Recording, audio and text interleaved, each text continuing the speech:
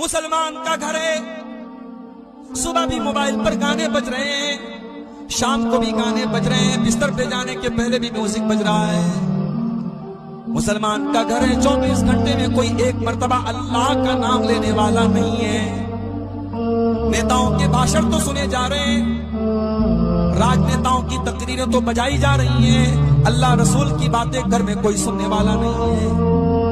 گاؤں میں جلسہ ہوتا ہے، اس گھر کا کوئی آدمی جلسے میں جانے کو تیار نہیں ہے۔ تقریروں سے بور ہونے والا پریوار ہے، نہ شوہر کو تقریروں سے انٹرسٹ ہے، نہ بیوی کو تقریروں سے انٹرسٹ ہے۔ ایک آدمی گھر میں اللہ کا ذکر کرنے والا، اللہ کا نام لینے والا تک۔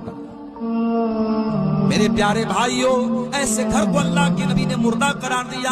آپ نے فرمایا مثل البیت الذی یذکر اللہ فیہ والبیت الذی لا یذکر اللہ فیہ، جس گھر میں اللہ کا نام لیا جائے وہ گھر زندہ ہے، اور جس گھر میں اللہ کا نام نہ لیا جائے وہ گھر مردہ ہے۔